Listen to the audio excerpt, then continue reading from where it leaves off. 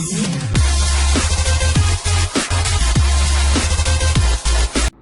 Students, welcome to our class.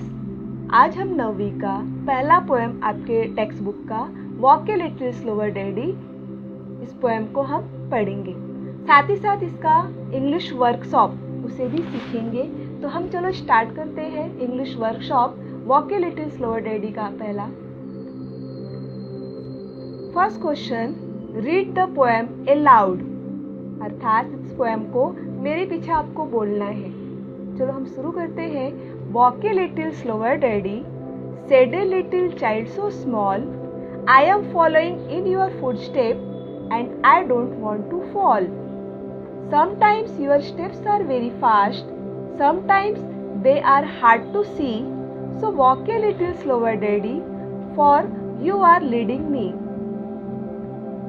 Someday when I am all grown up, you are what I want to be, then I will have a little child who will wants to follow me, and I would want to lead just and know that I was true, so walk a little slower daddy, for I must follow you. Author unknown, कवि का नाम पता न होने के कारण यहाँ पर लिखा गया है author unknown. Question number 2, put the word given in bracket in the proper blank. आपको जो ब्रैकेट में ये जो वर्ड्स दिए गए हैं उस वर्ड्स को, ये जो ब्लैंक है, खाली स्थान है, उसमें भरना है। So see question number 1 A, the dash is talking it's dash. कौन बोल रहा है यहाँ पर? Child. Child is talking to his father, यानी पहले ब्लैंक में क्या आएगा? चाइल्ड, और बाद में क्या आएगा? Father. The child is talking to its father. B, the dash is leading and dash is following. कौन लीड कर रहा है? The father is leading. और कौन फॉलो कर रहा है? कौन उसका अनुकरण कर रहा है? चाइल्ड। तो बी का पहले वाले में क्या आएगा? फादर, और बाद का क्या आएगा? Child. C, someday the dash will become dash। कौन एक दिन क्या होगा? पहले someday में आपका child आएगा और become ए father, यानी पहले वाले कॉलम में child, दूसरे वाले कॉलम में father। D, that dash does not wish to fall while following its। तो पहले वाले कॉलम में कौन विश नहीं करता, गिरना नहीं चाहता? child, following to his father। आपका क्वेश्चन नंबर 1 और क्वेश्चन नंबर 2 ये दोनों कंप्लीट हो चुका। अब हम देखते हैं question number 3, find and right the pair of rhyming word from the poem या स्टांजा। आपको right the appear in the end of line, यानी आपके पोएम को आपको देखना है। पोएम के देखने के बाद जो तालबद्ध शब्द है जिसे हम राइमिंग वर्ड कहते हैं, और उसको यहाँ पर लिखना है। जैसे हम पोएम को फिर से देख लेते हैं। आपका पहला पोएम का पहला स्टांजा, जो आपका पैराग्राफ है ना, उसको पोएम में स्टांजा बोलते हैं। जैसे यहाँ पर देखिए आपका स्मॉल, स्मॉल फॉल, यहाँ पे ऑल आ रहा है ना लास्ट में, तो आपका पहला राइमिंग पेयर होगा स्मॉल फॉल। दूसरे वाले में देखिए सी मी, नेक्स्ट में बी मी, ट्रू यू। आप बोलोगे ट्रू और यू में कुछ नहीं मिल रहा है, पर उसका साउंड जो है वो सेम है, इसके लिए यहाँ पर क्या होगा? ट्रू और यू। फिर से हम देखते हैं rhyming word, small fall, see me, be me, true you. Next question number 4, the meaning of the words is following pair so that they are related. Related का मतलब होता है यहाँ पे जोड़ी दी गई है, एक की रिलेशन दूसरे के साथ है, एक वर्ड्स का रिलेशन दूसरे के साथ है। जैसे यहाँ पर दिया है डैडी या फादर का रिलेशन किसके साथ है? चाइल्ड। फॉलो का रिलेशन लीड। यहाँ पे कुछ एग्जाम्पल दिया, उसको कंप्लीट करना है। Find 5 more pair of related word. 5 और आपको वाक्य, पेयर यानी जोड़ी, 5 और वाक्य आपको लिखना है। एग्जाम्पल दिया है teacher student, doctor patient, give take, owner servant, come go. इस तरह से हमारा रिलेटेड वर्ड हो गया पेयर का। Next question number 5, the child in the poem request his father to walk slower. Here the poet implies that the child wants to understand his father's action better. The child would like to act the same way, but wants to be a father to be a understanding towards the child need. What is the implied about the following lines? यानी यहाँ पर यह बच्चा जो है अपने पिताजी का अनुकरण कर रहा है और उस अनुकरण करते समय वो अपने पिताजी से कुछ इच्छाएं रखता है और उसको यहाँ पर बताया गया है। तो आप यहाँ पे कुछ क्वेश्चंस दिया है और उस क्वेश्चन के आधार पे आगे का जो वाक्य है, आगे का जो सेंटेंस है उसे पूरा करना है। जैसे पहला दिया है some time your steps are very fast, कभी कभी आपके जो चलने का स्टेप है या आपके चलने की गति है जो बहुत तेज है। तो उसके बाद इसका आंसर क्या आएगा उसे देखिए। Some time the father actions are too quick for the child to follow them properly, यानी कभी कभार जो पेरेंट्स का जो है फादर का एक्शन बहुत तेज होता है, क्विक होता है और उसे बच्चा जल्दी से फॉलो नहीं कर पाता है। इस प्रकार का इम्प्लीमेंट दिया है। बी वाले में देखिए sometimes your steps are hard to see, तो इसका आंसर आएगा sometime the action of the father are so difficult that the child can not understand, observe and act actually accordingly, यानी जब पिताजी का स्टेप बहुत तेज हो जाता है, उनका समझाने का तरीका जब फास्ट हो जाता है तो वह समझ नहीं पाता है। इस प्रकार से इसमें इम्प्लीमेंट दिया है। See I would want to lead just right, यानी मैं सही मार्गदर्शन करना चाहता हूँ। तो इसका आंसर दिया है the child who is grown up now he wants to guide his child correctly in the journey of his life, अर्थात चाइल्ड सही मार्गदर्शन चाहता है क्योंकि अगर वह सही मार्गदर्शन लेगा तो अपने आगे वाली जो जनरेशन है उसको सही वो गाइडेंस करेगा, मार्गदर्शन करेगा। डी है लास्ट वाला and know that I was true, तब मुझे पता चलेगा और आपको भी पता चलेगा मैं सही हूँ। The grown up child is confident about the options, judgement and action in his life, he was correct and sincere throughout his life like a father, यानी उसको इतना कॉन्फिडेंस है कि अगर सही मार्गदर्शन मैंने लिया तो मैं अपने आगे वाली पीढ़ी को सही मार्गदर्शन दे सकता हूँ, इसीलिए वो ऐसा बोल रहा है। ठीक है, तो हम लोग नेक्स्ट देखते हैं question number 6। Using your own ideas frame the 3 sentence that show the continuous action, आप अपनी आइडिया का इस्तेमाल करके एक कंटिन्यूअस एक्शन, एक्शन यानी क्रिया जिसे हम कहेंगे, कंटिन्यूअस यानी लगातार का जो एक्शन है, निरंतर चलने वाला जो एक्शन है, ऐसी क्रिया आपको लिखना है। जैसे यहाँ पे एग्जांपल दिया है यू आर लीडिंग मी, यहाँ पे आईएनजी वाला, यानी अगर कंटिन्यूअस की बात आई एक्शन में तो आईएनजी होता है, ये आप समझ सकते हो। यहाँ पे 3 एग्जांपल दिया गया है। He is making us laugh, my sister is helping me in my studies, she is singing a song. Question number 7, using your own ideas from at least 3 sentences that show the future action or state, यानी आपको भविष्य काल का जो वाक्य है उसे आपको लिखना है। यहाँ पर फ्यूचर एक्शन के बारे में दिया है, एग्जाम्पल भी दिया है, उदाहरण who will wants to follow me, भविष्य काल का लिखना है। जैसे when I am in standard 10th, who will wants to participate into the elocution competition, यहाँ पे भविष्य की बात किया है कि कौन पार्टिसिपेट करेगा, कब मैं 10वीं में जाऊंगा, like that. They are going to arrive tomorrow, शायद वो कल आने वाले हैं। I will be 16 years old in 2020, यानी 2021 में मैं 16 साल का हो जाऊंगा। तो ऐसे भविष्य वाली जो वाक्य है वो बताने की कोशिश की गई है। Question number 8, discuss the following, right the summary of your discussion the form of built up point, आपको डिस्कशन करना है। डिस्कशन करना है मतलब क्या है, विचार विमर्श करना है और इस पॉइंट्स के आधार पे आपको शॉर्ट में समरी अर्थात कुछ पॉइंट्स लिखना है।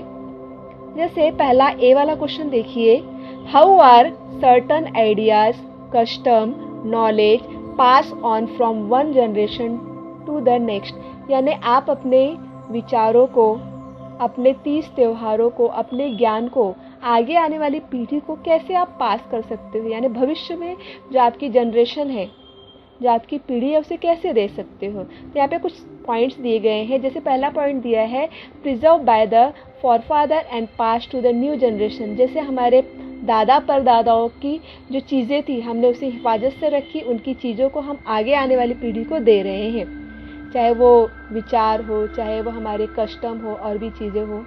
नेक्स्ट है mythological literature, Vedas, folk and fables and arts instead of cultural values into them, यानी हमारे धर्म ग्रंथ, हमारे साहित्य, हमारे जो नृत्य है, हमारी जो कला है, ये हम भी आगे आने वाली पीढ़ी को हम वर्ष दर वर्ष पास करते रहते हैं। थर्ड है knowledge to the through celebration of festival and religion. हम क्या करते हैं, अलग अलग त्योहारों को मनाते हैं। इस त्योहारों से भी हमारे बहुत सारे जो सेलिब्रेशन है, बहुत सारे जो त्यौहार है, हमारी इच्छाओं से जुड़े हुए हैं, हमारी प्राचीन परंपराओं से जुड़े हुए। इस तरह से हम अपनी जो नॉलेज है, आइडियाज़ है, कस्टम है, अपनी धरोहर को हम संभाल के रख सकते हैं। बी देखिए, is it necessary for children to follow the footstep of their forefather? If yes, why? Why is to the sometime necessary to change the old ways? क्या आपको लगता है कि आप अपने पुराने विचारों को या अपने दादा परदादाओं के विचारों को फॉलो करना चाहिए, उनके ही पद चिन्हों पे चलना चाहिए? अगर हाँ, तो क्यों? या कभी कभी आपको लगता है उसमें परिवर्तन भी लाना चाहिए? इस विचार से आप कितना सहमत, आप बताइए। तो आंसर देखते हैं। Yes, it is necessary to follow the footsteps of our father. हाँ, हमें अपने पुराने जो पीढ़ी है, पौराणिक पीढ़ी की बातों को फॉलो करना चाहिए, उनके पद चिन्हों पर चलना चाहिए। दूसरा पॉइंट है because of the importance in life and moral values of involved, क्योंकि इसमें हमारे जीवन से जुड़ी हुई बहुत सारी बातें होती हैं, हमारे लाइफ के लिए बहुत इम्पॉर्टेंट होता है, हमें वो बहुत सारी सीख देते हैं, इसलिए हमें उन बातों को मानना चाहिए। Have to accept good modern ideas, अगर उसमें नया परिवर्तन आता है विचारों को तो उसे भी लेकर चलना चाहिए, यानी प्राचीन परंपरा को मानकर आगे की परंपरा को भी लेकर चलना चाहिए। So next question number 9। Question number 9 देखिए, do you have a role model? What qualities do you appreciate in your role model? यानी आप किसी को अपना आदर्श नायक मानते हो क्या? अगर हाँ, तो उसमें कौन सी क्वालिटी होनी चाहिए, कौन सी विशेषता होनी चाहिए, कौन सी बातें होनी चाहिए? आपके आदर्श व्यक्ति का कौन सा गुण आपको अच्छा लगता है? यहाँ पर मैंने एक पर्सन का नाम लिया जो आपको बता रही हूँ मैं, आप किसी को भी रोल मॉडल बनाकर लिख सकते हो, ठीक है? तो आंसर देखिए, my role model is doctor APJ Abdul Kalam. आप सभी जानते हो ना APJ अब्दुल कलाम को, तो हम अपना रोल मॉडल किसको मान रहे हैं? Doctor APJ Abdul Kalam, the former president of India. ये हमारे भूतपूर्व राष्ट्रपति रह चुके हैं। He was known as the missile man, वो मिसाइल मैन के नाम से उन्हें जाना जाता है। The man behind India missile program with the appreciate his intelligence, यानी आज भारत को एक मिसाइल मैन, एक विकसित देश, एक शक्तिशाली देश बनाने में किसका हाथ है? डॉक्टर APJ अब्दुल कलाम का। His intelligence, dedication of duty, hard work, sincerity and simplicity, यानी उनका जो ज्ञान है, उनकी तत्परता जो है, उनका जो मेहनत का काम है, उनकी जो सादगी है, ये हमें बहुत मार्गदर्शन देती है। उनकी सादगी वगैरह बहुत अच्छा मार्गदर्शन करती है। His commitment to the inspire the guides of youth of India, और उनकी जो बातें थी, उनके जो विचार थे, उस विचारों से आज का जो युवा वर्ग बहुत ही आगे बढ़ने के लिए प्रेरित होता है। उनकी सभी बातें युवा वर्ग के लिए एक मार्गदर्शन का काम करती है।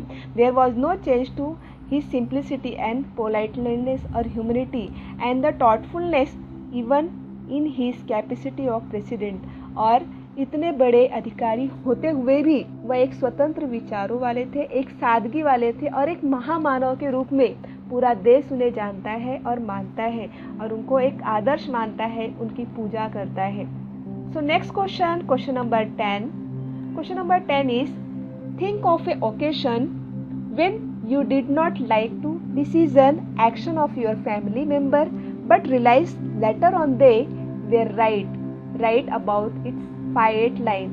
यानी एक ऐसी घटना को आपको यहाँ पर लिखना है इंग्लिश में। जैसे कोई आपके परिवार का कोई सलाह दे, परंतु आपको बिल्कुल पसंद नहीं आता वो सलाह, ठीक है? मम्मी पापा या टीचर्स आपको कोई सलाह देते हैं, वो पसंद नहीं आता है, लेकिन बाद में आपको ये रियलाइज़ होता है, बाद में आपको ये लगता है नहीं ये बातें सही थी, तो आप अपने विचारों को 5 से 8 लाइन में देना है। तो यहाँ पे एक छोटा सा मैं इंसिडेंट दिया हुआ है मैंने, और उसे मैं आपको बताती हूँ, ध्यान दीजिए। Our class trip went to Lonavala. Before going there all elderly persons wanted me not to venture of any risky, especially if it is a river. हमारी क्लास की ट्रिप लोनावला जाने वाली थी। हमारे बड़े बूढ़ों ने हमको बताया कि ट्रिप जाने पर कोई भी ऐसे काम मत करना कि स्पेशली रिवर से कोई मजाक मत करना, खेलना मत, ऐसे कुछ भी अंधाधुंधी काम नहीं करना है। आगे का देखिए, at Lonavala we saw a big river. Lonavala में हम गए तो वहाँ पे एक बहुत बड़ा सा नदी देखा हमने। All students were enjoying on to the back of the river. River के किनारे, नदी के किनारे बहुत लोग इंजॉय कर रहे थे, मजा कर रहे थे। Some started swimming in it. कुछ बच्चे उसमें तैरना शुरू कर दिए। I also tried to the enter the river but suddenly slipped. और मैं भी सोचा कि मैं रिवर के अंदर जाके तैरूं, अचानक मेरा पैर फिसल गया। And fall into the river, और मैं रिवर में गिर गया। I did not know swimming, I become to draw. मुझे तो तैरना आता नहीं था और मैं ड्रॉ करने लगा। ड्रॉ का मतलब होता है डूबना। मैं डूबने लगा। I was terrified and cried to help. मैं बहुत डर गया और जोर से चिल्लाने लगा। One of our teachers know the swimming. हमारे शिक्षकों में से एक शिक्षक को तैरना आता था। He boldly jumped into the river and swam towards me, holding my hand firmly brought me to the bank of river. उन्होंने तुरंत बिना देर किए हुए उस नदी में छलांग मार दी और मुझे पकड़कर किनारे की तरफ ले आए। I lay unconsciousness, और मैं अधमरा हुआ था, मैं बेहोश था। Water is my stomach were removed. मेरे पेट से पानी को निकाला गया। I felt a little better, और मुझे तब अच्छा लगने लगा। But could not enjoy the picnic any more, और मैं पिकनिक इंजॉय नहीं कर पाया। The dangerous situation taught me lesson of my life. वह जो खतरनाक घटना थी मेरे जीवन में बहुत कुछ सिखा गई, और मैं उसे आपको बताता हूँ। I realise that my father was right and my family was right, decided never to discourage of parents and advice. मैंने ये अनुभव किया, मैंने यह महसूस किया कि हमें अपने परिवार की और बड़े लोगों की बातों को अनदेखा नहीं करना चाहिए, और मैं बहुत बड़ी सीख ले चुका था उस दिन। नेक्स्ट है question number 11। With 2 minutes write a many phrases of sentence as you are using little. यानी लिटिल से जोड़कर आपको 2 मिनट के अंदर आप कितने वर्ड्स लिख सकते हो, कितने मुहावरे, कितने वाक्य, कितने वर्ड्स, कितने सेंटेंस लिख सकते हो, वो आपको 2 मिनट के अंदर लिखना है। Let's start the 2 minutes। चलो 2 मिनट में हम कितना लिख सकते हैं देखते हैं। A little while. 2 I need a little more time. 3 more to little forward. 4 a little smaller. A little improvement. 6 a little confusion. 7 a little old lady. 8 just a little. 9 a little higher। 10 quite a little milk। So मेरे students, मुझे ये लग रहा है कि आपको workshop में बहुत अच्छे से समझ में आया होगा। Thank you, good bye.